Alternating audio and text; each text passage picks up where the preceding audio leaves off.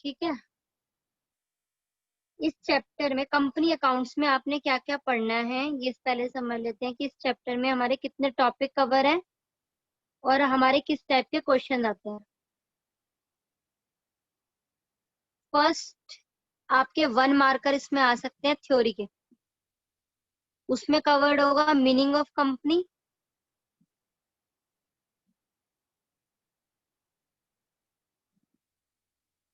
Difference between private company and public company,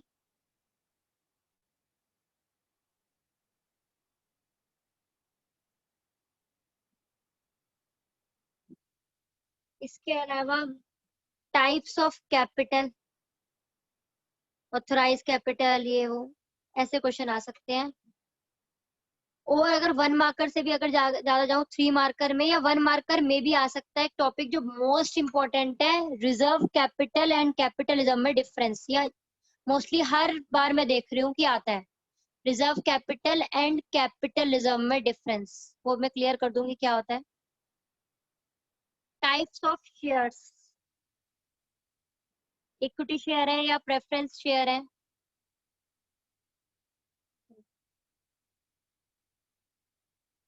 ठीक है, इसके अलावा आपका और किस टाइप के, तो थ्योरेटिकल पार्ट तो मेनली यही वाला आता है।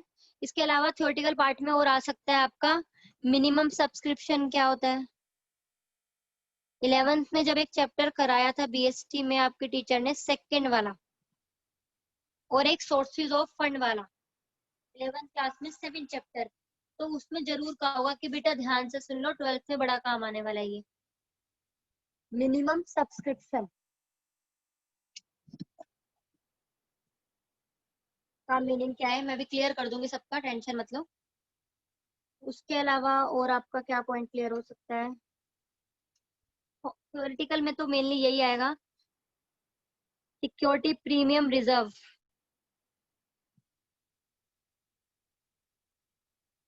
मीनिंग आ सकता है, और साथ ही साथ मोस्ट इम्पोर्टेंट इसका यूटिलाइजेशन किस किस पर्पस के लिए होता है। और बेटा ये इसलिए बता रही हूँ क्योंकि जब आपका बोर्ड का प्रैक्टिकल होगा बेसिकली, तो ये क्वेश्चन सबसे ज्यादा पूछे जाते हैं। एक तो वो deed present deed absent partnership के, और एक ये वाले क्वेश्चन जिसके अंदर आपसे पूछते हैं कंपनी की थ्योरी। ये 2-3 चीजें ऐसी होती हैं जो रटी रटाई होती है, एग्जामिनर को भी वो जरूर पूछते हैं ये इसका मीनिंग। अगर मैं बात करूं न्यूमेरिकल्स की, तो अब तक न्यूमेरिकल्स में एक 4 मार्क का क्वेश्चन आपको दिख जाता है कंपनी की बैलेंस शीट का एक्सट्रैक्ट बनाने के लिए। पार्ट सी में हमने बैलेंस शीट करी थी पूरी, जिसमें पूरा फॉर्मेट था कंपनी का, शेड्यूल 3 पार्ट 1 कंपनीज एक्ट 2013 के अकॉर्डिंग। इसमें बैलेंस शीट में कुछ एक्सट्रैक्ट आ जाता है 4 मार्क का।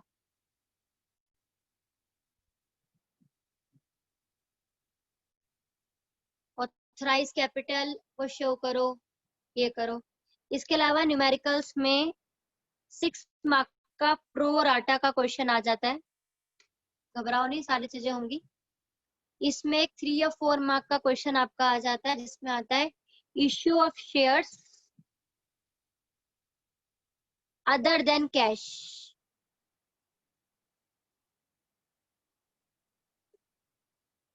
तो अगर मैं बात करूं कि एक एवरेज बच्चे के लिए, तो वो थ्योरी करना उसके लिए बहुत इजी है, ये भी हर बच्चा समझ सकता है इजीली, ये भी समझ सकता है। थोड़ी बहुत जो प्रॉब्लम आएगी वो इस प्रोराटा में आएगी बस।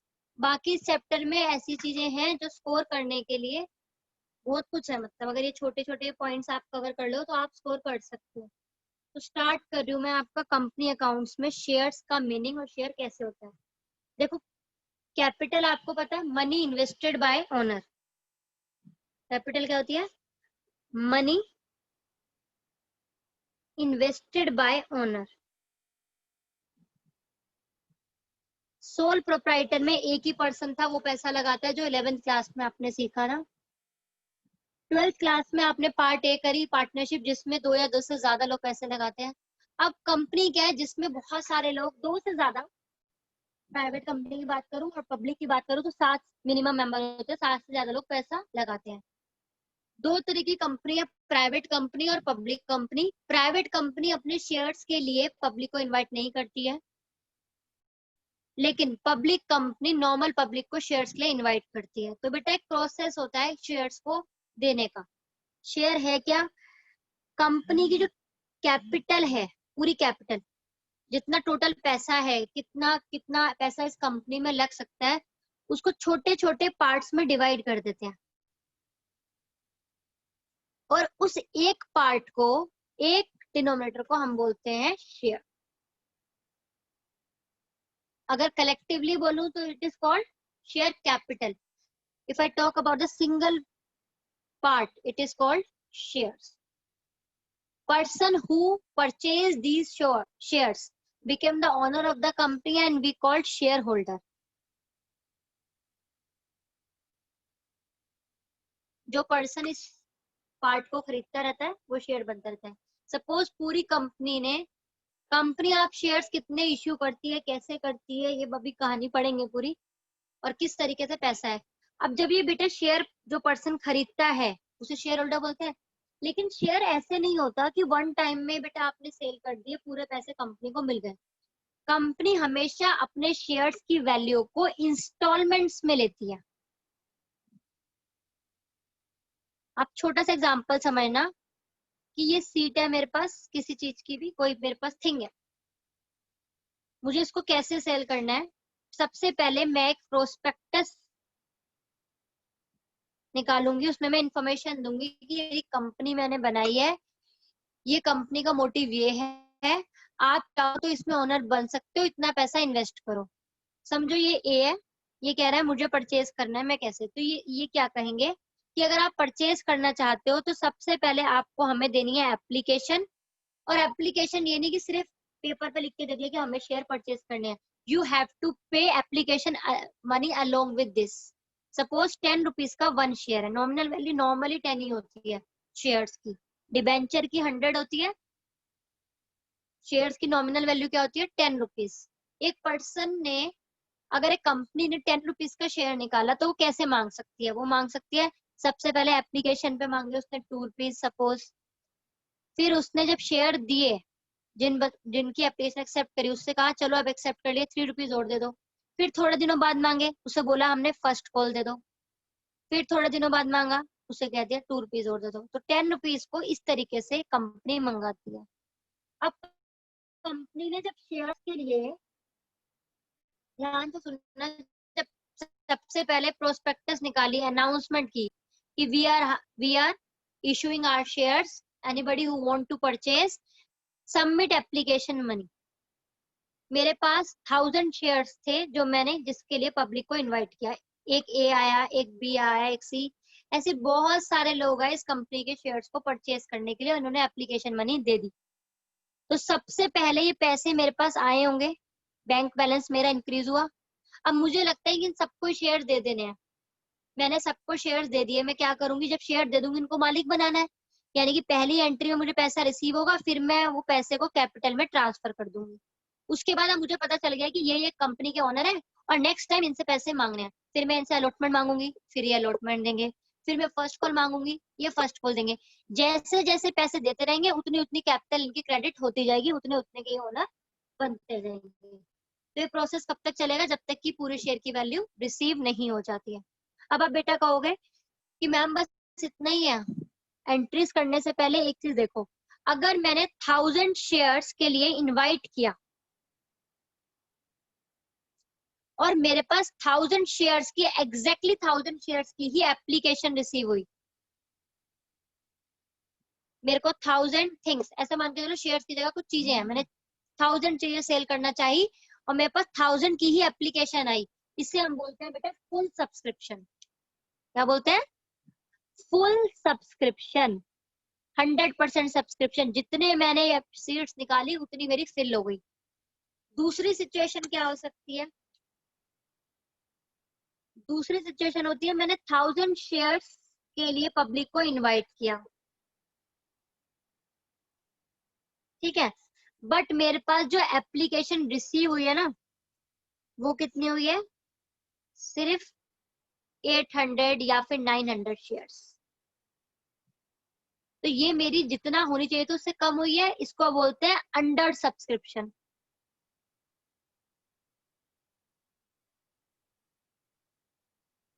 Are you getting this points? Simply when share invited is equals to application received, we will call full subscription. When invited shares are more than the application received, that means we lag behind. It is called under subscription. And when we invited for the 1000 shares, but we receive application for 1200 or more, मतलब 1000 से ज्यादा मिली, तो इसे हम बोलते हैं over subscription. ये points बेटा ऑल्दो बाद में डिस्कस होंगे, लेकिन ये छोटे छोटे से पॉइंट्स है कि दोबारा जब मैं पूरा पूरा पढ़ाऊंगी, इनके सबकी एंट्री करवाऊंगी, तो आपको थोड़ा सा हिंट हो। अब ये जो ₹10 का एक शेयर है, ये अगर 10 वाला शेयर 10 रुपीज में ही गया, 10 की कहते हैं ना 10 रुपए का पेन 10 में जा रहा है, तो बोलते हैं एट पार। At par. अगर 10 वाला 10 से ज्यादा में गया तो उसे बोल दिया हमने एट प्रीमियम, कुछ एक्स्ट्रा ले रहे हैं। अगर 10 वाला 10 से कम में गया, सपोज 9 में गया, तो इसे बोलते हैं एट डिस्काउंट। एंड अब कंपनी डिस्काउंट पे शेयर इशू नहीं कर सकती, तो ये आपके सिलेबस में नहीं है। हमारे शेयर में या तो कंपनी शेयर इशू करेगी एट पार पर या एट प्रीमियम पे। Again saying these are the various points which we will discuss in further classes.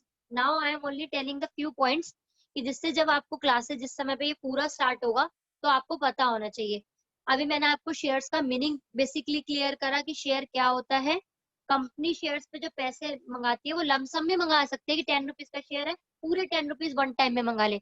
But generally company क्या करती है, इंस्टॉलमेंट में मंगाती है। पहले एप्लीकेशन पे मंगा लेती है कि भाई जो मेरी कंपनी के शेयर लेना चाहती है। अब आप एक सिंपल सा लॉजिक समझो, आपने किसी स्कूल में एडमिशन लेना है और स्कूल की 1000 सीट्स निकली है, तो ऐसा थोड़ा है कि सारे पैसे एक साथ में निकालते हैं। सबसे पहले स्कूल क्या कहता है कि जिसने भी लेनी है वो एंट्रेंस फॉर्म है वो फिल कर दो। अब फॉर्म फिल करे 2000 लोगों ने, सीट है 1000, तो कंपनी किसको देना है किसको नहीं वो डिसाइड करेगी। जिसको भी ये सीट्स देगी उससे आगे की फीस लेगी, एडमिशन फीस। एडमिशन फीस लेने के लिए कंपनी को पता चल गया कि स्कूल को पता चल गया कि ये मेरे स्टूडेंट्स हैं। अब स्कूल से क्वार्टरली फीस उन्हीं बच्चों से लेगी ना। यही प्रोसेस कंपनी का होता है, पहले वो मंगाती है एप्लीकेशन में पैसे, फिर उसे पता चल जाता है कि ये मेरे प्रोस्पेक्टिव ओनर्स हैं, उनको एप्लीकेशन देती है कि मैंने आपकी जो शेयर्स आपने अप्लाइड किए थे हमने एक्सेप्ट कर लिए हैं। आप अब अलॉटमेंट, अगर आपको शेयर्स लेने हैं तो आप अलॉटमेंट मनी और सबमिट कर दो। उसके बाद फर्स्ट कॉल फिर सेकंड कॉल मंगाती रहती है। उसके बाद हमने पढ़ा over subscription, under subscription and full subscription. अगर जितने शेयर हमने इश्यू करे हैं बेटा उतने ही शेयर की एप्लीकेशन रिसीव हो गई तो उसे बोलते हैं हम full subscription.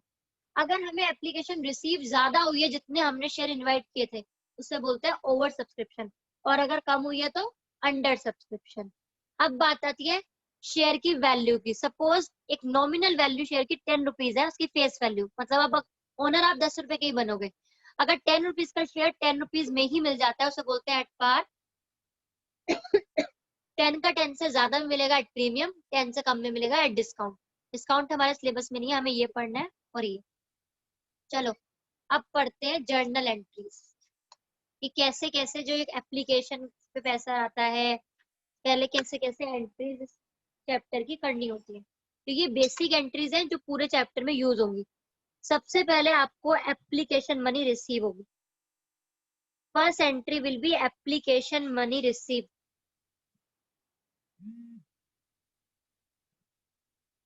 When you receive application money, then entry will be bank account debit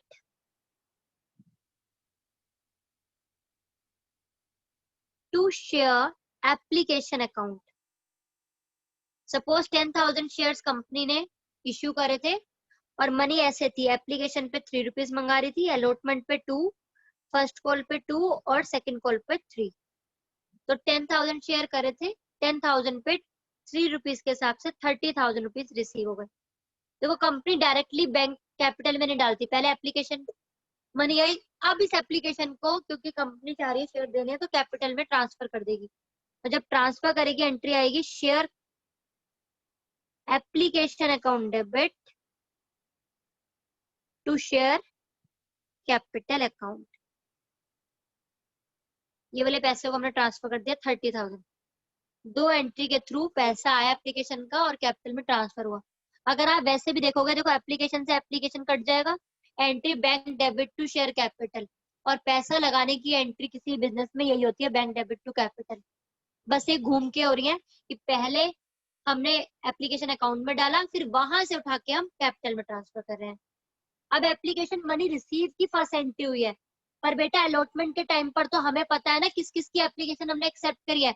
अब अलॉटमेंट पहले ड्यू करेंगे, पहले अलॉटमेंट मांगेंगे।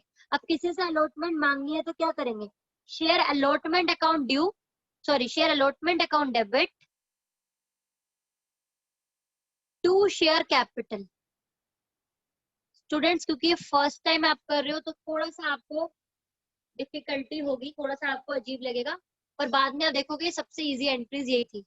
शेयर अलॉटमेंट ड्यू करी, किसी को डेटर बनाया, चलो 11th क्लास के रूल पे आते हैं। अगर डेटर हमारे इंक्रीज होते हैं तो डेबिट, और कैपिटल इंक्रीज होती है तो credit.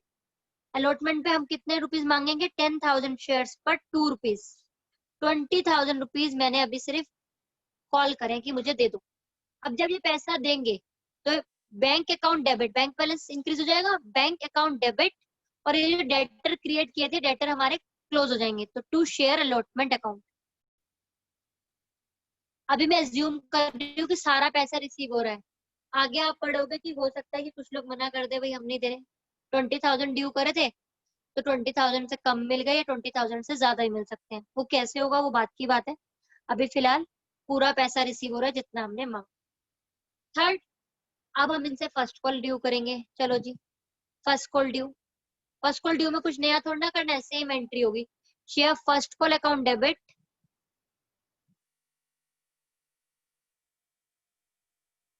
To share capital account, लेकिन कितने, 10,000 पर 2 रुपीज, 20,000, और फिर आप इसी अमाउंट को ट्रांसफर कर दोगे किसमें,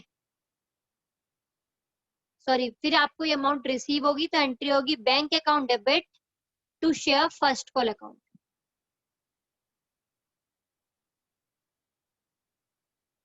20,000 20,000। Same we will call for third call, sorry second call, share second call account debit to share capital and bank debit to share second call, फिर हमें सेकंड कॉल रिसीव हो जाएगी। सिंपल था। देखो अगर पहले केस में देखोगे, पहले बैंक में पैसा आया है फिर ये कैपिटल वाली है, बाकी सारे केस में पहले कैपिटल वाली फिर आया है। ऐसा क्यों हुआ, क्योंकि फर्स्ट टाइम मुझे नहीं पता था, पहले पैसा आया तभी वो ओनर बने, तभी हमने कैपिटल में ट्रांसफर किया, जबकि अगली बार हमें पता चल गया था कि ये ओनर है, इनसे ड्यू करेंगे फिर रिसीव होगा, फिर ड्यू करेंगे फिर रिसीव होगा। सेकंड कॉल की एंट्री आप पढ़ लोगे होपफुली। तो ये प्रोसीजर रहता है। अब एक क्वेश्चन आपसे करवाऊंगी, उससे पहले एक बुक का क्वेश्चन हम करके देख लेते हैं कि लैंग्वेज कैसी आती है। अभी बहुत कुछ है थ्योरी में, ऑथराइज कैपिटल, शेयर मतलब बाकी कैपिटल के टाइप्स, वो मैं डिस्कस करूंगी धीरे धीरे, थोड़ा सा इंटरेस्ट क्रिएट करने के लिए पहले एक क्वेश्चन करते हैं। आपकी न्यू बुक का टीएस ग्रेवाल का क्वेश्चन नंबर 1, सॉरी 1 तो आपका उसका दे रखा है जिसमें कि आपको बैलेंस शीट में क्लोजर करना है। चलिए क्वेश्चन नंबर 7, आशीष लिमिटेड, क्वेश्चन नंबर 7 करते हैं हम आपकी बुक पे, टीएस ग्रेवाल का क्वेश्चन नंबर 7। आप अपनी बुक में से रीड कर दो, मैं यहाँ से रीड करती हूँ। क्वेश्चन नंबर 7 में गिवन है, Ashish limited invited application for 10,000 share of 100 each. 100 rupees का 1 शेयर है, नॉर्मली 10 का भी होता है, लेकिन अगर नहीं क्वेश्चन में गिवन है 100 तो हम 100 ही लेंगे।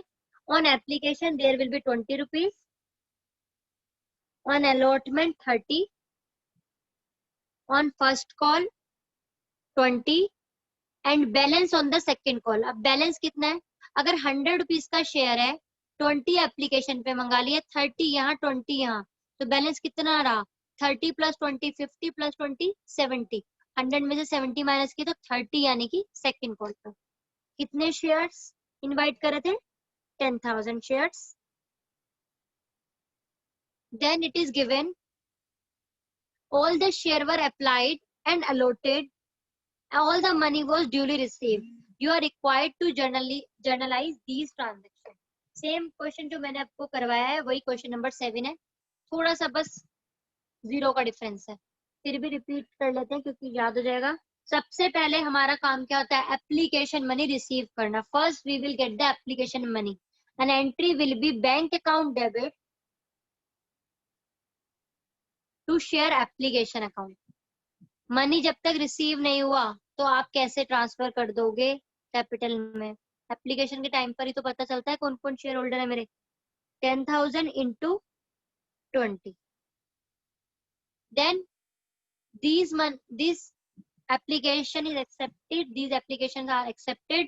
So we will transfer this money to the share capital. So entry will be share application account debit to share capital account. Again 10,000 into 20. The next entry will be allotment due. अब allotment due करनी है तो पहले debtor create करने हैं, तो हम क्या लिखेंगे? Share allotment account debit to share capital. हमें विश्वास है, हमने कैपिटल में डाल दिया क्योंकि हमें उम्मीद है पैसे तो दे ही देंगे. अब तो ये ऑनर है ही. तो 10,000 into 30 है ना अलॉटमेंट पे. और इन्होंने क्वेश्चन में बोला ऑल मनी ड्यूली रिसीव. किसी ने भी कोई मना नहीं करा, पूरा पैसा मिल गया. तो bank account debit to share allotment full amount. बेटा आपको पूरा लिखना है to share allotment. 10,000 into 30 again. फिर फर्स्ट कॉल ड्यू की एंट्री, share first call account debit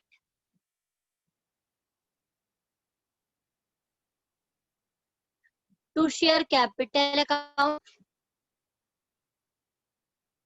10,000 into 20 क्योंकि फिर से due.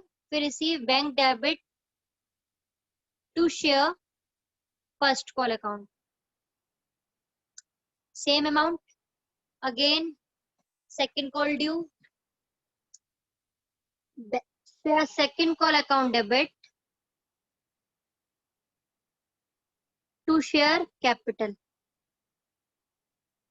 Amount will be 10,000 into 30 क्योंकि सेकंड कॉल पर 30 था. And then again bank debit to share second call. तो आप देखो एंट्री दो ही बन रही है, bank debit to share application to share capital. अगली बार में ये वाली एंट्री पहले हो गई और बैंक वाली बाद में होगी. फिर फर्स्ट कॉल में ये पहले हो गई, बैंक वाली बाद में होगी. फिर तो बस नेम ही चेंज हो रहा है. ये उन बच्चों के लिए जिसने रट्टा मारना है उसके लिए. आपको समझना है सिंपल कॉन्सेप्ट. पहली एंड फर्स्ट एंट्री में मैं ये वाली एंट्री नहीं कर सकती थी because I was not aware who are going to be my shareholder. जब मेरे पास एप्लीकेशन आई तभी मुझे पता चला. जब तक मैंने बोला कि मेरे पास इतने सीट्स हैं, इतने स्टूडेंट्स मेरे पास अप्लाई करो, जब तक बेटा पहली फीस नहीं देंगे, सीट कंफर्म नहीं होगी, तब तक मैं कैसे मान लूं कि ये अगली वाली फीस देंगे, मेरे ऑनर्स हैं, ये मेरे स्टूडेंट्स हैं. ऐसी कंपनी के पास जब तक एप्लीकेशन मनी नहीं आई तब तक कैसे वो किसी से भी कह दे कि आप ऑनर हो. तो पहले एप्लीकेशन आई फिर ट्रांसफर हुई. अब एप्लीकेशन आने के बाद तो पता चल गया ना कि यही शेयर होल्डर्स है. उसके बाद सारी एंट्री पहले ड्यू फिर रिसीव, ड्यू फिर रिसीव, ड्यू फिर रिसीव. सिंपल सा लॉजिक है. अब एक चीज और देखो, यहाँ पर बोला था ड्यूली रिसीव, सारी मनी रिसीव हो गई है. बेटा जरूरी थोड़ा है कि सारे एक जैसे इंसान है दुनिया में. कुछ ऐसे भी हो सकते हैं कि अलॉटमेंट के टाइम पर कह रहे हैं कि हमारी बस की नहीं है रोज पैसे देना, आप एडवांस में पूरे ले लो. तो यहाँ पर कॉल इन एडवांस भी आ सकता है, अलॉटमेंट इन एडवांस भी आ सकता है. कुछ ऐसे भी हो सकते हैं जो कह रहे हैं अभी हमारे पास पैसे नहीं है, आप बाद में ले लेना, यानी कि कॉल इन एरियर भी हो सकता है. वो हम सब डिस्कस करेंगे. फिलहाल बेसिक एंट्रीज यही थी किसी कंपनी के शेयर्स की इश्यू की. And hopefully you understood all the things. Thank you very much.